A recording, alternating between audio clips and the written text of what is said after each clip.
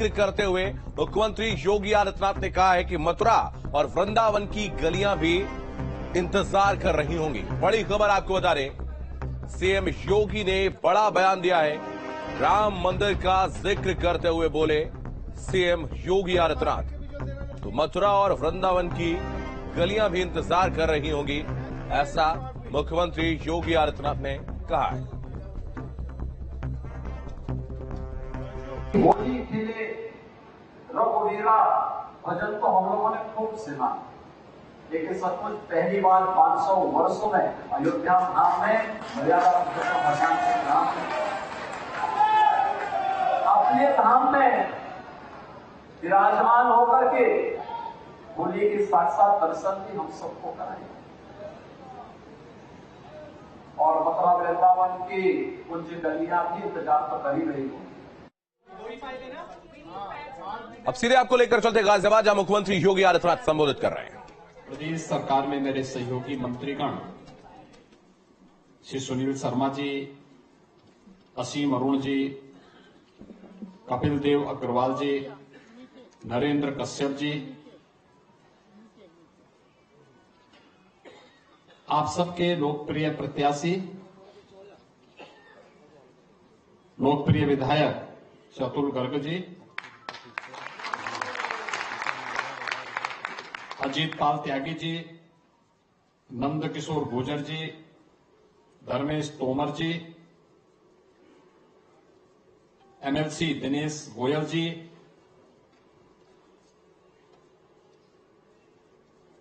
राज्यसभा के माननीय सांसद श्री अनिल अग्रवाल जी, महापौर श्रीमती सुनीता दयाल जी, आज के इस कार्यक्रम में उपस्थित महानगर के अध्यक्ष संजीव शर्मा जी, जिलाध्यक्ष सतपाल प्रधान जी, नरेश तोमर जी, अजय शर्मा जी, विजय शुक्ला जी और समाज का ये सभी नेतृत्व वर्ग जो अलग अलग क्षेत्र को, अलग अलग सेक्टर को प्रतिनिधित्व करता है, उपस्थित बहनों और भाइयों, मैं आज प्रातः काल से ही चला हूं। गोरखपुर से आगरा, आगरा से मथुरा, मथुरा से मेरठ और मेरठ से अब गाजियाबाद में आया हूं और मुझे अच्छा लगा आपने जिस उत्साह के साथ मेरा स्वागत किया। पिछले लगभग 2 घंटे से आप सब अपनी व्यस्तता में से समय निकाल करके आज यहां पर आए हैं, लोकतंत्र के इस उत्सव में सहभागी बनने के लिए उपस्थित हुए हैं। मैं सचमुच आपका हृदय से अभिनंदन करता हूं, आपका स्वागत करता हूं। आपने आज के लिए जो समय निकाला है, ऐसा ही समय मतदान के दिन भी निकालना है और यही अपील करने के लिए मैं आया हूं। न केवल निकालना है बल्कि औरों को प्रेरित भी करना है, क्योंकि लोकतंत्र के प्रति हमारी ये सबसे बड़ी निष्ठा होगी और लोकतंत्र के प्रति हमारी सबसे बड़ी प्रतिबद्धता का एक प्रमाण भी होगा। आपका ये वोट कितना कीमती हो सकता है, ये आपने कल और परसों महसूस किया होगा। हमें से जितने लोग हैं ना, वे बचपन में और बचपन से इस गाने को सुनते रहे होंगे। होली के अवसर पर होली खेले रघुबीरा अवध में, होली खेले, सुनते रहे होंगे ना। लेकिन क्या सचमुच पिछले 500 वर्षों से रामलला ने होली खेली थी क्या अवध में? आपके एक वोट ने वो साबित कर दिया कि नहीं, रामलला अपने अवध में होली खेली।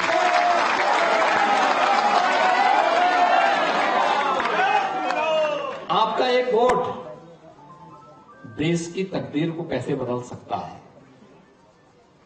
कश्मीर से धारा 370 को हटा दिया गया। क्या ये कोई और पार्टी कर पाती? ये केवल धारा 370 नहीं हटी, देश के अंदर उग्रवाद और आतंकवाद की ताबूत पर अंतिम कील थी, प्रहार है ये उस पर। भारत के अंदर अब आतंकवाद के लिए कोई जगह नहीं, एक संदेश भी है। अब कश्मीर में हमारी सुरक्षा बलों के जवानों पर कोई पत्थरबाजी नहीं, बल्कि लोकतंत्र की बहारें अब जम्मू कश्मीर के अंदर खिलती हुई दिखाई दे रही है। जम्मू कश्मीर विशेष भारत का हिस्सा इसी प्रकार से है जैसे देश का कोई अन्य भाग है। पूर्वोत्तर के राज्यों में उग्रवाद नहीं है, एक वोट ने पूरे पूर्वोत्तर भारत को अपने साथ जोड़ दिया है। आपका एक वोट आपके जीवन में इतना बेहतरी ला सकता है। ईज ऑफ लिविंग की बात करते हैं, हमारा जो प्रबुद्ध वर्ग है ना, ये सब हमेशा इस बात की कहता था, जीवन की सुगमता कैसे होनी चाहिए, उसमें सुरक्षा हो, बेहतर वातावरण हो, अच्छी कनेक्टिविटी हो, स्वास्थ्य के लिए, शिक्षा के लिए उस प्रकार के अवसर हो, व्यापार के लिए अनुकूल माहौल हो। क्या सचमुच 2014 के पहले देश के अंदर और 2017 के पहले क्या उत्तर प्रदेश के अंदर इस प्रकार का माहौल था? क्या नहीं था। यही गाजियाबाद है। 1998 से मैं सांसद था। गाजियाबाद आने में हम लोग एक बार हिचकते थे, दो कारणों से।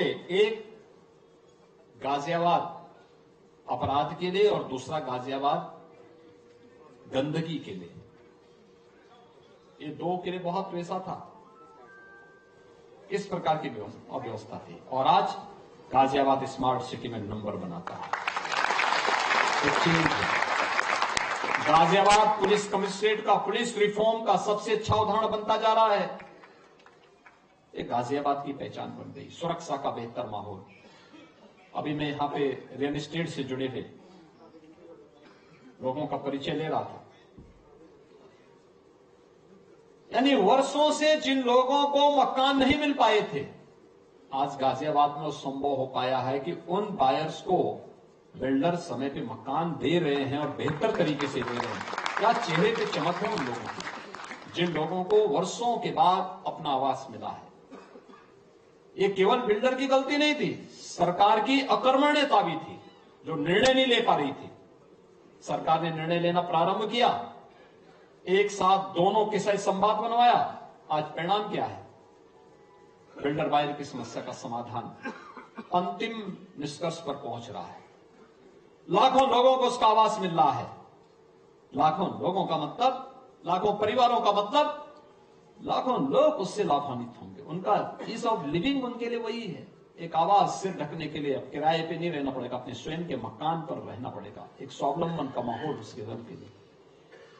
यह अवसर कैसे? एक वोट ने बदला है। पहले दंगे होते थे, आज दंगा नहीं है। दंगों के कारण कर्फ्यू लगता था, आज कर्फ्यू नहीं है। आज तो कावड़ यात्रा निकल रही शानदार तरीके से।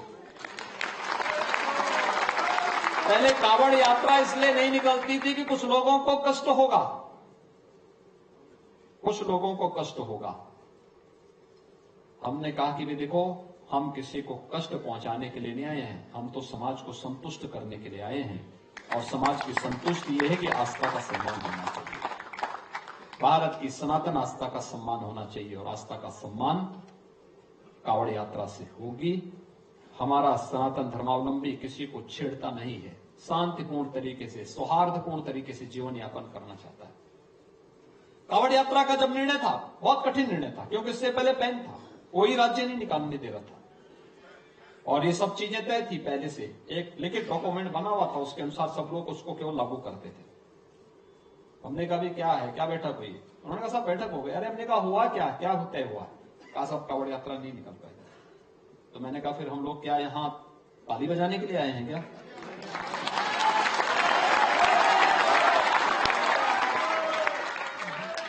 हम यहां भजन गाने के लिए नहीं आए हैं। भजन गाने के लिए हमारा मठ है, हमें जब गाना होगा मठ में जाएंगे। शासन में आए हैं तो शासन दमदार तरीके से चलेगा और उस दमदार तरीके से चलाना सिखाएंगे। जिसको काम करना होगा हमारे साथ काम करेगा जिसको काम नहीं करना होगा वो छुट्टी लिख के दे, मैं भी सैंक्शन करता हूं, जीवन भर के लिए छुट्टी कर दूंगा। लेकिन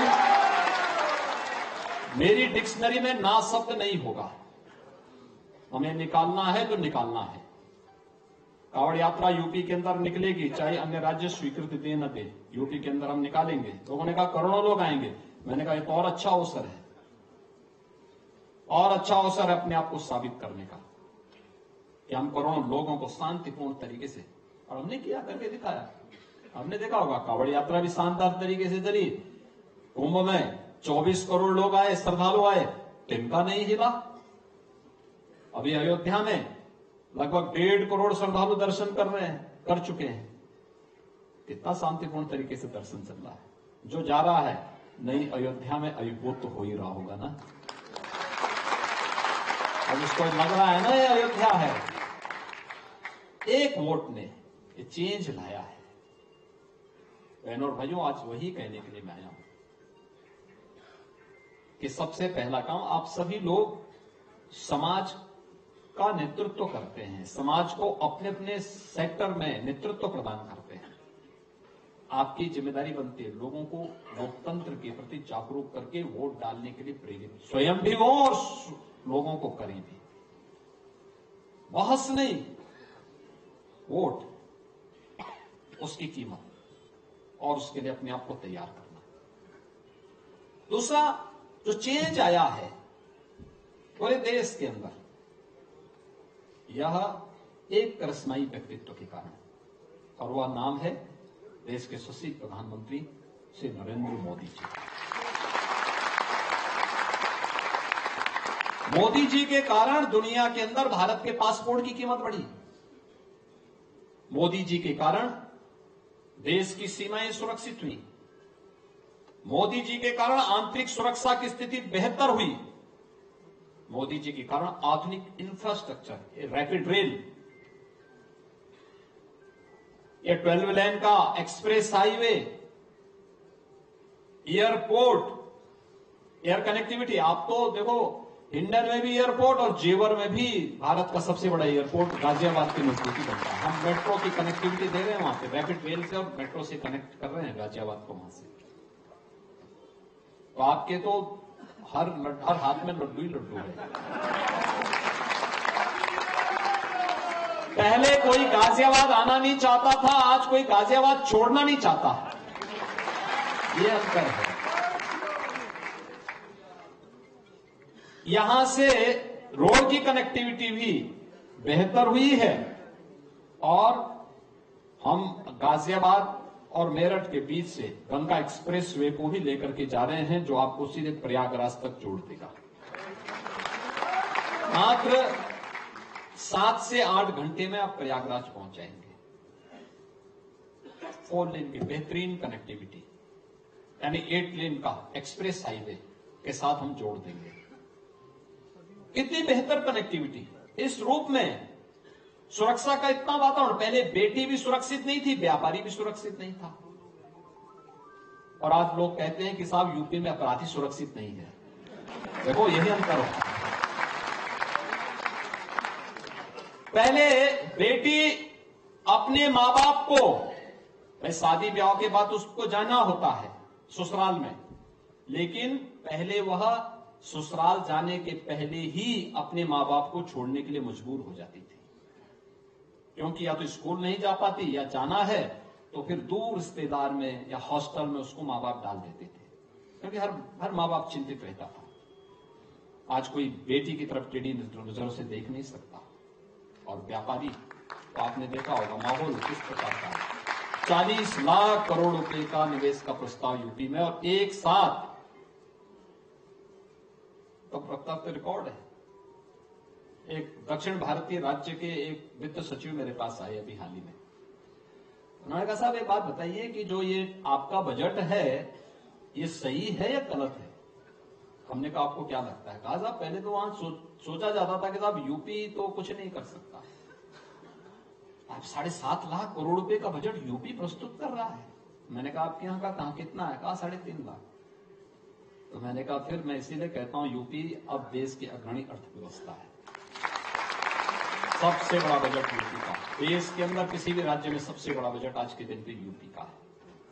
और सबसे ज्यादा निवेश के प्रस्ताव 10.5 लाख करोड़ रुपए निवेश के प्रस्ताव एक साथ प्रधानमंत्री जी ने अभी 19 फरवरी को शिलान्यास भी किया है।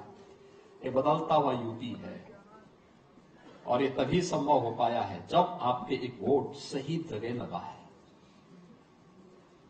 गलत लगता तो कर्फ्यू भी साथ आता, दंगा भी साथ आता, बेटी और व्यापारी की सुरक्षा भी साथ लाती, यानी उनके लिए असुरक्षा का माहौल भी पैदा करता। भ्रष्टाचार अलग और गरीब कल्याणकारी योजनाओं पे तो ऐसे ही वे लोग ग्रहण लगा देते। और इसीलिए आज जो माहौल है, इस माहौल को और मजबूत करना है। मोदी जी के नेतृत्व में भारत उनके तीसरे कार्यकाल में तीसरी बड़ी अर्थव्यवस्था बन जाए। तीसरी बड़ी अर्थव्यवस्था का मतलब हर नौजवान के हाथ को कार्य, व्यापार को फलने फूलने का अवसर प्रदान करना, विकास, सर्वांगीण विकास के सभी आयामों को छू करके भारत दुनिया के अंदर ग्लोबल लीडर के रूप में स्थापित होगा। इस विश्वास के साथ आज भारत कार्य कर रहा है। दुनिया ने मान लिया भारत की ताकत को।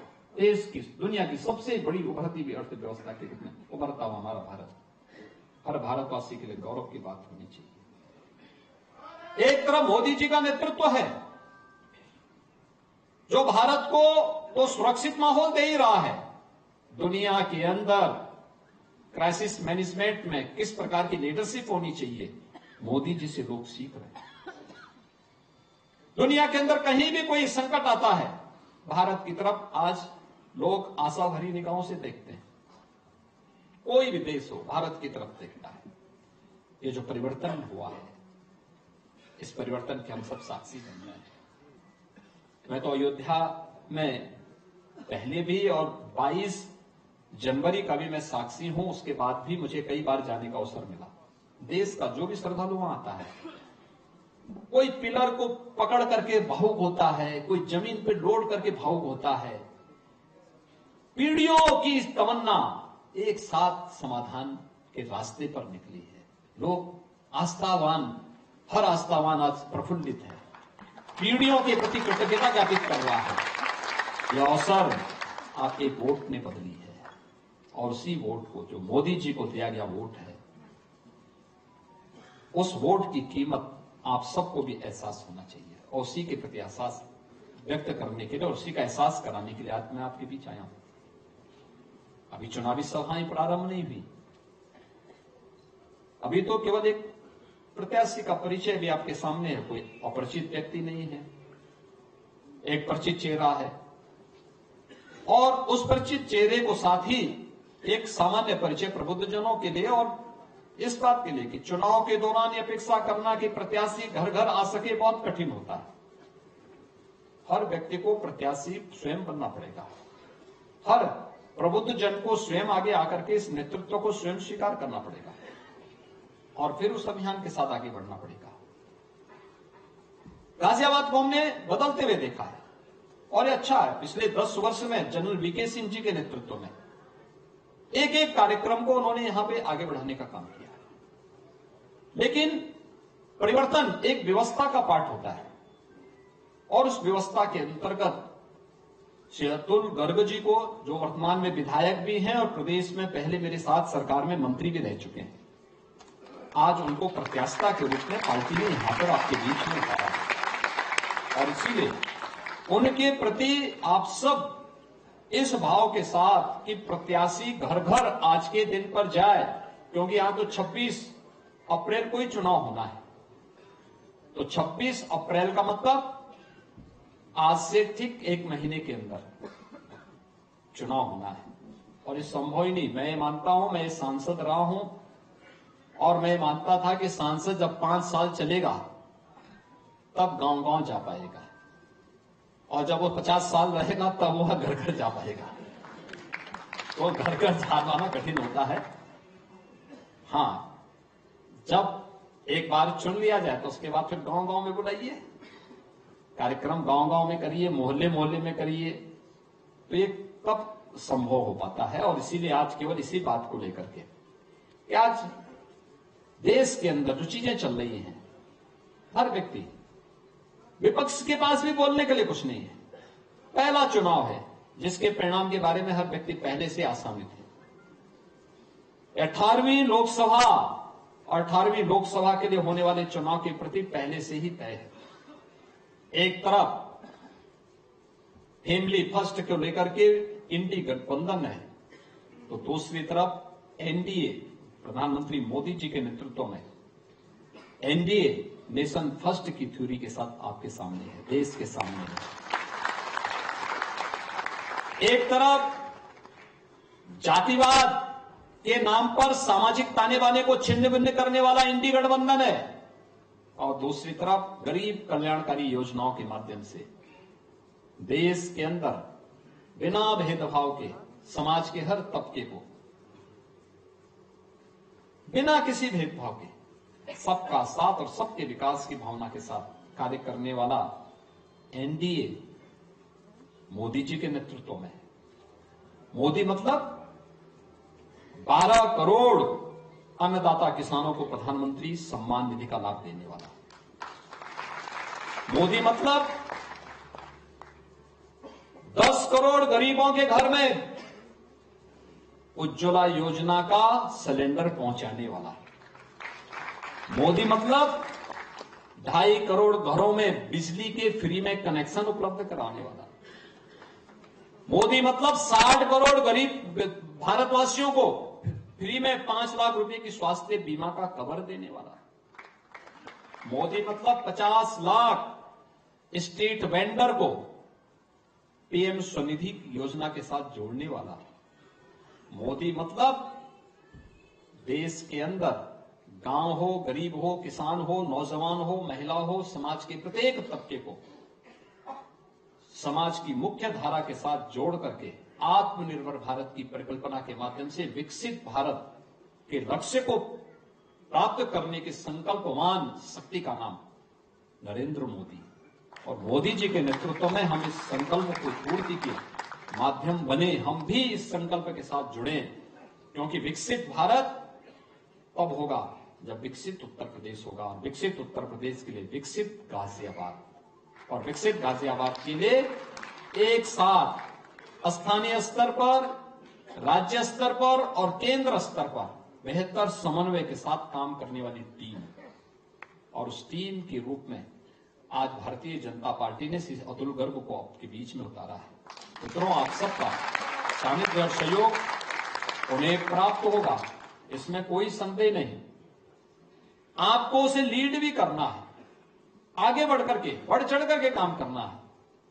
चुनाव के बाद आप उनका उपयोग करिए, खूब लेके गांव गांव घूमिए, हर जगह घूमिए, लेकिन चुनाव के दौरान ये अपेक्षा करना कि प्रत्याशी एक एक घर में, एक एक गांव में चला जाए, बहुत कठिन होगा। एक संसदीय क्षेत्र में कम से कम 2000 से अधिक बूथ पड़ेंगे। 2000 बूथों पर समय दे पाना, क्योंकि 1 महीने का समय, कुल 30 दिन का समय, और 30 दिन के समय के अंदर एक एक घर तक टच करना बहुत कठिन होगा, असंभव सा कार्य लगता है। उन स्थितियों में हम सबको सावधान रहना होगा। आज के इस अवसर पर यहां की जिम्मेदारी आप सबके भरोसे छोड़ते हुए मैं विश्वास करता हूं कि आपकी इस एक वोट ने देश की तकदीर को बदला है, देश की आस्था को सम्मान दिया है, देश के नौजवानों की आजीविका को संबल प्रदान किया है, भारत की सीमाओं को सुरक्षित किया है। आपका एक वोट विकसित भारत की परिकल्पना को साकार करने में सहायक होगा। इस विश्वास के साथ आप सबका मैं एक बार फिर से हृदय से अभिनंदन करता हूं। आप सबके इस पूरे अभियान के प्रति अपनी शुभकामनाएं देता हूं और विश्वास व्यक्त करता हूं कि हम सब जो देश की आवाज है कि फिर एक बार